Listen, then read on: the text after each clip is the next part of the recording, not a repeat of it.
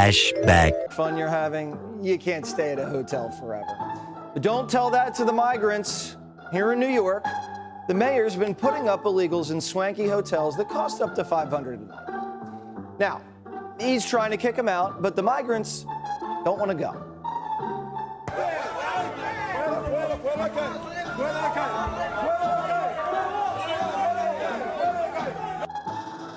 Let me translate. I'm not leaving. I'm not leaving. I'm not leaving. The city is trying to send them to a different taxpayer-funded shelter, but they got used to a life of luxury. The hotel they're in now has a pool, gym, TVs, dry cleaning, a restaurant, bar, and lounge. They don't want to go somewhere that doesn't have those types of amenities. 2,000 years later.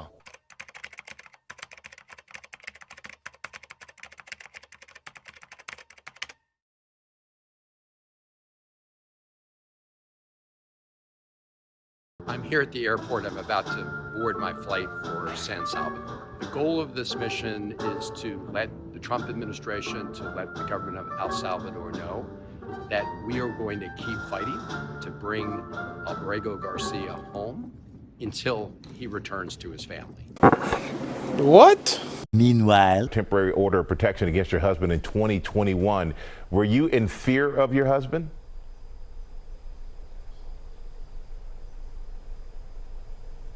My husband is alive. That's all I can say.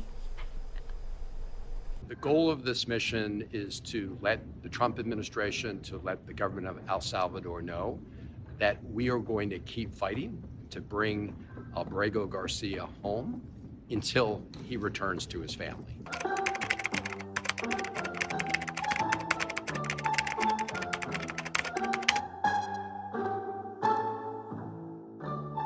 Who did pay for this trip? This was an officially cleared, congressional trip, cleared So on a taxpayer bipartisan dollars. basis. Yes, like. What? So in this week's edition of American Politicians That Don't Give a Crap About American Residents, we have Senator Chris Van Hollen from Maryland, my state of Maryland, hence the pretty girl county hat I have on today. This guy took my money and Maryland tax-paying residents' money, tax dollars, to fly all the way to El Salvador to check on known MS-13 gang member, Kilmar Garcia. And I'm saying known because here's his paperwork, okay? Dude really was a MS-13 gang member. Not only was he an MS-13 gang member, he also liked to put hands on his wife. That's right, she had to take out a protective order. This guy, a Maryland senator, an elected official, took our dollars, our taxpayer dollars, to go check on an illegal immigrant that snuck into the country. This dude, yeah, okay. Now, do you think he checked on Rachel Warren's family? If you don't remember who Rachel Warren is, Rachel Warren was a single mother of 5 that was raped and unalive by an illegal immigrant in Maryland, in Bel Air, Maryland, to be specific. No, he didn't. In fact, her family came out and said, her mother came out and said that he paid little to no attention to them. Here's the quote. Yeah. Now, do you think he also had the wherewithal to check on Kayla Hamilton's family? No, he didn't. And if you don't know who Kayla Hamilton is, Kayla Hamilton also was a Maryland woman, a 20-year-old Maryland woman that was raped and unalive by a 13-year-old MS-13 gang member. Yeah, that Kayla Hamilton. To make matters worse, the school district, the Edgewood High School, was not alerted that they had a MS-13 gang member that was a suspect in a raping and an alivement. He was in school with other Maryland kids, guys. That's what's going on in the state of Maryland.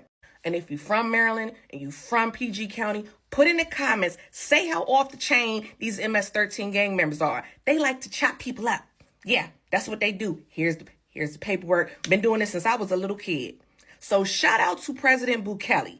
Okay, shout out to El Salvadorian President Bukele for caring more about Maryland residents and PG County residents than our own Senator Chris Van Hollen. Now, if only we could get these Maryland politicians to work for Maryland residents as hard as they work for these illegal immigrants. Yeah, if only we could do that, we really could get somewhere. Because he ain't the only one. Here's the Baltimore mayor, Brandon Scott, advocating for these illegals. Here's another one. mayor of Frederick, Maryland, talking reckless. This dude, yeah. And you know what? I blame Maryland residents. Not me. Not me. Y'all know I ain't vote for these fools. But they did. So this is what y'all get. Like, y'all politicians trying to keep illegal gang members in your community. And y'all voted for this nonsense. Knock it off. Who did pay for this trip? This was an officially cleared, congressional trip, cleared So on a taxpayer bipartisan dollars. basis. Yes. Why are we not protecting the American citizens? It's just common sense. Why are we not protecting our children? And to have a senator from Maryland who didn't even acknowledge or barely acknowledge my daughter and the brutal death that she endured, leaving her 5 children without a mother and now a grandbaby without a grandmother, so that he can use my taxpayer money to fly to El Salvador to bring back someone that's not even an American citizen. Why does that person have more right than I do, or my daughter, or my grandchildren? I don't understand this. Now, President Trump says that some of Abrego Garcia's tattoos signify that he's a member of MS-13. In 2019, police alleged a confidential informant claimed that Abrego Garcia was an active MS-13 member. His wife and his attorney deny that, of course. Can you say with absolute certainty that he is not, nor has he ever been a member of the MS-13 gang? And did you ask him point blank? Well, Dana, what Donald Trump is trying to do here is change the subject. The subject at hand is that he and his administration are defying a court order to give Abrego Garcia his due process rights. They are trying to litigate on social media what they should be doing in the courts. They need to put up or shut up in the courts. Let me tell you, and I decided to write this down so I could be absolutely accurate as to what Federal District Court Judge Zinnes said about these allegations by the Trump administration. Quote, "No evidence linking Abrego Garcia to MS-13 or any terrorist activity has been presented to the court."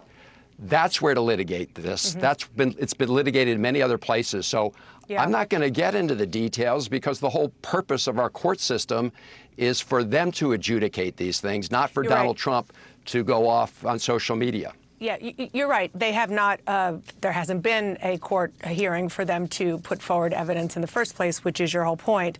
But since you were the one person to have met with him, and since this is a thing, you say on social media, it's what we hear from Donald Trump and Republicans every day, all day long, you didn't ask him? I didn't ask him that because I know what his answer is. What he told me was he was sad and traumatized that he was being in prison.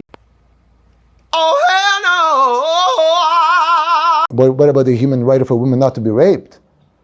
I mean, what about the human right of kids to play or to be free or to go to the park? And what about the human right to live, or the human right to walk in the street, right? But no, they were worried about the human rights of the killers.